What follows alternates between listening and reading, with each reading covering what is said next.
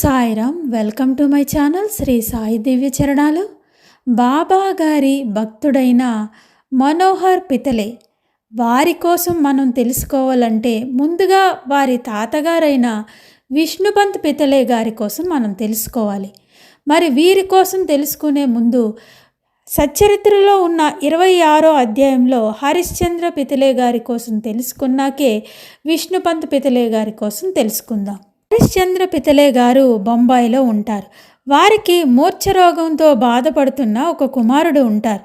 English మందులు, ఆయుర్వేదం మందులు ఎన్ని వాడినా జబ్బు తగ్గదు. కాబట్టి యోగుల పాదాల మీద పడటం ఒక్కటే మిగిలింది. 15వ అధ్యాయంలో మనందరం తెలుసుకున్నాం. దాసగన్ మహారాజు గారు వారి కీర్తనల వలన బాబా గారి కీర్తిని బొంబాయిలోని అనేక ప్రాంతాల్లో తెలియజేశారు. 1910లో హరిశ్చంద్ర పితలే బాబా గారి కథలను కొన్ని విని భార్యా బిడ్డలతో షిరిడీకి వెళ్తారు. బాబాకు సాష్టాంగ నమస్కారం చేసి తన రోగి కొడుకును బాబా పాదాలపై పెడతారు. బాబా అనుగ్రహం వలన ఆ బిడ్డకు ఆ రోగం తగ్గుతుంది. హరిశ్చంద్ర పితలే గారు తిరిగి ప్రయాణం అయినప్పుడు బాబా పిలిచి ఇలా చెప్తారు, బావు, అంతకుముందు నీకు 2 రూపాయలు ఇచ్చాను, ఇప్పుడు 3 రూపాయలు ఇస్తున్నాను. వీనిని నువ్వు పూజా మందిరంలో పెట్టుకొని నిత్యం పూజ చేసుకో అని చెప్తారు. కానీ హరిశ్చంద్ర పితలేకి ఏమీ అర్థం కాదు. ఎందుకంటే తను మొదటిసారి షిరిడీకి వచ్చారు. బాబా ఇంతకుముందు 2 రూపాయలు ఇచ్చారు అన్న విషయం, ఎందుకు బాబా అలా అన్నారు అనే విషయం హరిశ్చంద్ర పితలేకి అర్థం కాదు. అయితే హరిశ్చంద్ర పితలే గారు వారి ఇంటికి ఒక లేఖ రాస్తారు. షిరిడీలో జరిగిన లీల, వారి బాబుకు మూర్ఛ రోగం తగ్గడం, బాబా 3 రూపాయలు ఇచ్చిన విషయం అన్నీ కూడా వారి స్వగృహానికి లేఖ రాసి పంపిస్తారు. ఈ విషయం తెలుసుకున్న చుట్టుపక్కల వారు, హరిశ్చంద్ర పితలే బంధువులు అందరూ కూడా ఆశ్చర్యపడి షిరిడీ నుంచి వారు వచ్చే సమయానికి హరిశ్చంద్ర పితలే గారి స్వగృహానికి అందరూ వచ్చి ఉంటారు. అసలు ఏం జరిగిందో తెలుసుకుందామని. పితలే గారు ఇంటికి రాగానే వారి తల్లిని ఇలా అడుగుతారు. అక్కడ జరిగిన లీలంతా కూడా చెప్తారు.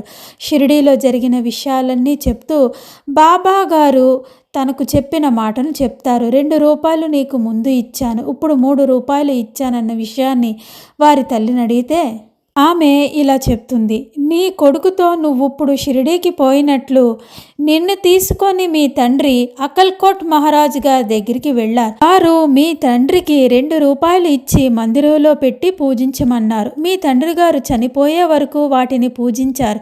ఆ తర్వాత పూజ ఆగిపోయింది, రూపాయలు పోయాయి. నీ అదృష్టం వలన అకల్కోట్ మహారాజు శ్రీ సాయి రూపంలో మళ్ళీ నీ కర్తవ్యాన్ని జ్ఞాపకం చేశారు అని హరిశ్చంద్ర పితలే గారి అమ్మగారు చెప్తారు. ఈ విషయాన్నంతా కూడా హరిశ్చంద్ర పితలే బంధువైన విష్ణుపంత్ పితలే అక్కడే నించొని వింటూ ఉంటారు. ఎప్పుడో 2 పైసాలు ఇచ్చిన స్వామి సమర్థ గురించి చెప్పిన బాబా ఎంతో మహాత్ములు అని, ఆయన గురించి నేను తెలుసుకోవాలి, బాబాను దర్శించుకోవాలని 1917వ సంవత్సరంలో ప్రయాణం అవుతారు విష్ణుపంత్ పితలే. ఆయన ఉండేది విల్లేపార్లే. ఆయన వృత్తిరీత్యా గవర్నమెంట్లో అనువాదకుడు, ట్రాన్స్లేటర్గా పనిచేసేవారు. ఆ రోజుల్లో ట్రాన్స్లేటర్స్కు చాలా ఎక్కువ డిమాండ్ ఉండేది. మరాఠీ నుంచి ఇంగ్లీష్కు, ఇంగ్లీష్ నుంచి మరాఠీలో ట్రాన్స్లేట్ చేసేవారికి మంచి జీతాలు ఇచ్చేవారు. ఆ రోజుల్లో గవర్నమెంట్ ఆఫీసులో లీవ్ తీసుకొని ఒకసారి షిరిడీకి బయలుదేరుతారు విష్ణుపంత్ గారు. ట్రైన్ ఎక్కుతారు విల్లేపార్లలో కోపర్గాంకు. అరే, బాబా దగ్గరకు ఉత్త చేతులతో ఏం వెళ్తాం, మంచి మామిడి పళ్ళు తీసుకొని వెళ్ళాలి అని అనుకుంటారు. అప్పటికే మామిడి పళ్ళు అమ్మేవారు అటూ ఇటూ తిరుగుతూ ఉంటారు ట్రైన్లో. అవి మంచి మామిడి పళ్ళు సీజన్. కానీ ఎంతమంది అమ్మిన వారు వచ్చినా ఏవి చూసినా అన్ని కాయలుగా ఉంటాయి. సరే, కోపర్గాం దగ్గరికి వస్తుంది అనగానే దిగే ముందు ఒక వ్యక్తి వస్తాడు. అవి కూడా కాయలుగా ఉంటాయి. సరేలే, ఒక బుట్ట కొందాం, నేను 2-3 రోజులు ఉంటాను కదా షిరిడీలో, మామిడి పళ్ళు పండాక బాబాకి సమర్పిద్దామని కొంటారు విష్ణుపంత్. ఇంకా షిరిడీకి రాకముందే విష్ణుపంత్ మసీదు ద్వారకామాయికి రాకముందే అక్కడ మసీదులో ఒక్కసారిగా మామిడి పళ్ళు పండిన మంచి వాసన వస్తుంది. ఒక్కసారిగా కానీ అక్కడ మసీదులో ఎవ్వరి దగ్గర కూడా మామిడి పళ్ళు ఉండవు. అందరికీ ఆశ్చర్యం వేస్తుంది, ఎవరి దగ్గర మామిడి పళ్ళు లేవు, మసీదులో మామిడి పళ్ళు లేవు, అయినా ఏంటి మామిడి పళ్ళు వాసన అని అప్పుడు భక్తులు ఆశ్చర్యపోతారు. కోపర్గాంలో దిగుతారు విష్ణుపంత్. షిరిడీకి వచ్చి బసకు వెళ్ళి స్నానం చేసి బాబా గారి దర్శనానికి వెళ్తారు. పళ్ళు తీసుకొని వెళ్ళరు, ఎందుకంటే అవన్నీ కాయలుగా ఉన్నాయని. ఇంకా 2-3 రోజులు ఉన్నాక అవి పండిన తర్వాత బాబాకు సమర్పించాలి అనుకుంటారు. కానీ బాబా విష్ణుపంత్ని చూడగానే, ఓ బావు, నా మామిడి పళ్ళు ఎక్కడా అంటే విష్ణుపంత్ చెప్తారు, అవి ఇంకా పండలేదు బాబా అని. అంటే ఎవరు చెప్పారు, చూద్దాం అంటారు. బసకు వెళ్ళి మామిడి పళ్ళు బుట్టను తెచ్చి బాబా ముందు పెడతారు. బాబాకు నమస్కరిస్తారు విష్ణుపంత్. అది విప్పి చూస్తే ఆ కాయలన్నీ పండి ఎంతో మంచి వాసన వస్తాయి. అది చూడగానే విష్ణుపంత్కి ఆశ్చర్యం, ఇదేంటి అరగంట ముందు కొన్న కాయలు విప్పేసరికి ఇలా పళ్ళుగా ఉన్నాయేంటి అని బాబాగారి లీల, బాబాగారి మహత్యం అని ఎంతో సంతోషపడతారు విష్ణుపంత్. బాబా ఆ మామిడి పళ్ళు అన్నీ కూడా మసీదులో ఉన్న భక్తులందరికీ పంచి విష్ణుపంత్కి ఒక పండు ఇచ్చి బాబా ఒక పండును నోట్లో పెట్టుకుంటారు. ఏ భక్తుడైనా ప్రేమతో తెచ్చినవి బాబా ఎంత ప్రేమగా స్వీకరిస్తారు అనేది మనకు ఈ లీల ద్వారా అర్థమవుతుంది. ఆ రోజు రాత్రంతా కూడా ఈ మధురమైన జ్ఞాపకాన్ని నెమరవేసుకుంటూ పడుకుంటారు. విష్ణుపంత్ ఎంతో హాయిగా నిద్రపోతారు. అక్కడ ఉన్న 2 రోజులు కూడా ఎంతో హాయిగా మనశ్శాంతిగా ఉల్లాసంగా గడుపుతారు విష్ణుపంత్. ఎందుకంటే ఎప్పుడూ ఒక వర్క్ ప్రెజర్ ఎక్కువ, ప్రశాంతత ఉండదు. అందుకని షిరిడీకి రాగానే ఎంతో ప్రశాంతతను పొందుతారు విష్ణుపంత్. అయితే వచ్చిన రోజు కొంత దక్షిణను సమర్పిస్తారు బాబాకు. బాబా చెప్పినట్లుగా అక్కడ ఒకరోజు అన్నదానం కూడా చేస్తారు. తెచ్చుకున్న డబ్బంతా అయిపోతుంది. చివరిగా 15 రూపాయలు మాత్రం మిగులుతాయి విష్ణుపంత్ గారి దగ్గర. సరే ప్రయాణానికి సరిపోతాయిలే అని 15 రూపాయలు జాగ్రత్తగా దాచుకుంటారు. బాబా దగ్గర అనుమతి తీసుకొని తిరుగు ప్రయాణం అవుదాం అనుకుంటారు. అయితే షిరిడి వీధుల్లో నడిచేటప్పుడు ఒక షాపులో బాబా గారిది ఒక చిన్న ఫోటో కొని బాబా దానిని తాకిస్తే తన ఇంట్లో పెట్టుకొని పూజించుకోవాలి అనుకుంటారు విష్ణుపంత్. అలాగే ఒక ఫోటో కొని బాబా గారి దగ్గరికి వెళ్తారు మసీదుకి. బాబా గారి చేతికిస్తే విష్ణుపంత్ బాబా గారు తన 2 చేతులతో ఆ ఫోటోని బాబా వారి హృదయానికి హద్దుకొని కొద్దిసేపు అలా పెట్టుకుంటారు. ఆ ఫోటోని పెట్టుకొని తీసి విష్ణుపంత్ చేతిలో పెడతారు. విష్ణుపంత్ గారికి ఒళ్ళు పులకించిపోతుంది.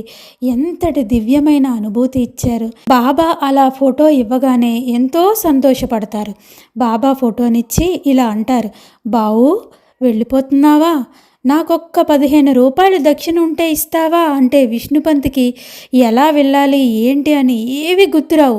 బాబా దగ్గరికి వెళ్తే వెంటనే ఎంతో ఆనందంగా ఆ 15 రూపాయలు ఇచ్చేస్తారు విష్ణుపంత్. బసకు వచ్చిన తర్వాత డబ్బులు లేవు అన్న సంగతి గుర్తుకొస్తుంది. ఎలా వెళ్ళాలి అనే ఆలోచన వస్తుంది. సరేలే ట్రైన్కి ఇంకా 1.5 గంట సమయం ఉంది కాబట్టి కాళ్లకు పని చెప్దామని బస నుండి షిరిడి మెయిన్ రోడ్డుకు కోపర్గం స్టేషన్ వైపుకు నడుచుకుంటూ వెళ్తూ ఉంటారు. 1 మైలు దూరం నడవగానే ఒక వ్యక్తి వచ్చి ఆగుతాడు. టాంగాలో వచ్చి ఇలా అంటాడు, మీరు పల్లెటూరు వారిలాగా లేరే, కాస్త చదువుకున్న పట్టణం వారిలా ఉన్నారు, ఎక్కడికి వెళ్ళాలి అంటే లేదు లేదు ఇక్కడికే వెళ్ళండి వెళ్ళిపోతాను నేను అంటారు విష్ణుపంత్. ఆ వ్యక్తి ఇలా అంటారు, వెళ్తురులేండి, నేను కోపర్గం స్టేషన్కి వెళ్తున్నాను, అక్కడి నుంచి కొంతమందిని తీసుకొని రావడానికి వెళ్తున్నాను, వెళ్ళేటప్పుడు ఖాళీయే కదా, మొహమాటం ఎందుకు, ఎక్కండి రండి నేను మిమ్మల్ని దింపేస్తాను అంటాడు ఆ టాంగా వాళ్ళ. చక్కగా ఎక్కి కోపర్గం స్టేషన్లో దిగిపోతారు విష్ణుపంత్. దిగిన తర్వాత వెనక్కి తిరిగి చూస్తే ఆ టాంగా కానీ ఆ వ్యక్తి కానీ కనుచూపు మేరలో కనిపించరు. సరే ఇదంతా బాబా చేసిన ఏర్పాటు, ఎండలో నిజంగా నేను ఇంత దూరం నడవలేకపోయేవాడిని అని బాబాకు కృతజ్ఞత తెలుపుకుంటారు విష్ణుపంత్. స్టేషన్లోకి వెళ్తారు. టికెట్ కొనుక్కోవడానికి డబ్బులు లేవు. ఎలాగా ఏం చేద్దామని ఆలోచిస్తూ ఉంటారు. స్టేషన్లో మొదటి నుంచి చివరి దాకా నడుస్తూ ఉంటారు. ఎందుకంటే ఎవరైనా తెలిసిన వారు దొరకకపోతారా, వారి దగ్గర నుంచి ఒక్క 10 రూపాయలు అప్పు తీసుకొని టికెట్ కొనుక్కోవాలి అనుకుంటారు. ట్రాన్స్లేటర్ కాబట్టి చాలా మందితో పరిచయం ఉండేది విష్ణుపంత్ గారికి. కానీ ఎవ్వరూ కనబడరు. సరే ట్రైన్ వస్తుంది, ఎక్కి కూర్చుంటారు. సరే టికెట్ కలెక్టర్ వస్తే పెద్ద మొత్తంలో డబ్బు పెనాల్టీ చెల్లించాలి. సరే ఏదైతే అది అయ్యిందిలే. విలేపార్లకు వెళ్ళాక ఎవరి ద్వారానో డబ్బు తెప్పించి టీసీకి డబ్బులు ఇద్దాం అనుకుంటారు. టికెట్ కలెక్టర్ వస్తారు. అందరి దగ్గర టికెట్లు చూస్తారు. కానీ విష్ణుపంత్ని చూసి అరే పితలేజీ ఎలా ఉన్నారు, ఎక్కడికి వెళ్ళి వస్తున్నారు అని అడుగుతారు. కానీ టికెట్ అడగడు. టీసీ విష్ణుపంత్ గుర్తుపట్టారు కానీ ఆ టీసీని విష్ణుపంత్ గారు గుర్తుపట్టలేదు. ఇద్దరు కొంతసేపు మాట్లాడుకుంటారు. టీసీ వెళ్ళిపోతారు. ఇంటికి క్షేమంగా వస్తారు. విష్ణుపంత్ 2 రోజులు ఉద్యోగానికి పోయి వస్తారు. ఒకరోజు ఉదయాన్నే విష్ణుపంత్ గారి ఇంటి ముందు ఒక పెద్ద పడవలాంటి కారు ఆగుతుంది. అందులో నుంచి సూటు బూటు వేసుకున్న ఒక వ్యక్తి దిగుతారు. ఎవరంటే ఆయన జిఆర్డి టాటా. వచ్చి తనను తాను పరిచయం చేసుకొని ఇలా చెప్తారు. సహార్ దగ్గర స్థలం అంటే ముంబై విమానాశ్రయం ఎక్కడుందో అక్కడ స్థలం కొన్నాను. అక్కడ కార్యాలయం మొదలు పెడతాను. నాకు ట్రాన్స్లేటర్ కావాలి.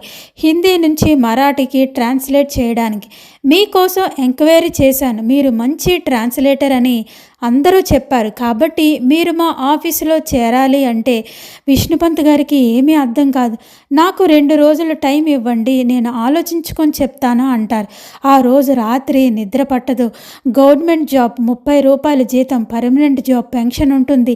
ఇవన్నీ వదిలేసిన తర్వాత వేరే జిఆర్డి టాటా కంపెనీలో జాయిన్ అవ్విన తర్వాత తనను మధ్యలో వదిలేస్తే, ఉద్యోగం నుంచి తీసేస్తే అని అనేక రకాలుగా ఆలోచిస్తూ ఉంటారు.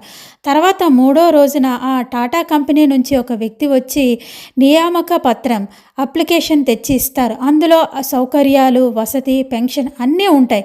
గవర్నమెంట్ ఆఫీస్లో 30 రూపాయలు, జిఆర్డి టాటా ఆఫీస్లో మొదటి నుంచే 150 రూపాయల జీతం ప్లస్ అన్ని సౌకర్యాలు ఇస్తామని ఉంటుంది. అవి చూసి ఆ కాగితాలన్నీ బాబా హృదయానికి హత్తుకొని బాబా ఇచ్చిన ఫోటో దగ్గర పెట్టి విష్ణుపంత్ అంటారు, బాబా 15 రూపాయలు నా దగ్గర తీసుకొని అందుకు 100 రెట్లు నాకు 150 రూపాయలు ఇప్పించావా బాబా? నిజంగా బాబా నేను ఏదీ కోరలేదు. మీరు నా ఇంటికి ఇంత గొప్ప కంపెనీలో ఉన్న వ్యక్తిని పంపించి ఉద్యోగం ఇప్పించారని ఎంతో కన్నీరుతో బాబాకు కృతజ్ఞత తెలుపుకొని ఆ కాగితాల మీద సంతకం చేసి ఆ కంపెనీలో జాయిన్ అవుతారు విష్ణుపంత్ గారు. బాబా గారి చరణాల చెంతకు చేరడమే కాకుండా వీరి కుమారుడైన ఘనశ్యామ్ పితలే, విష్ణుపంత్ గారి మనవడైన మనోహర్ పితలే గారికి కూడా ఎన్నో అనుభవాలు ఉన్నాయి బాబా గారి దివ్య చరణాల దగ్గర. అవన్నీ కూడా మనం నెక్స్ట్ వీడియోలో తెలుసుకుందాం.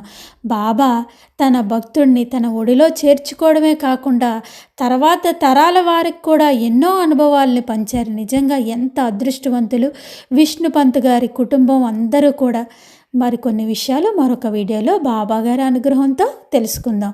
సమర్థ సద్గురు శ్రీ సాయినాథ్ మహారాజ్ కీ జై.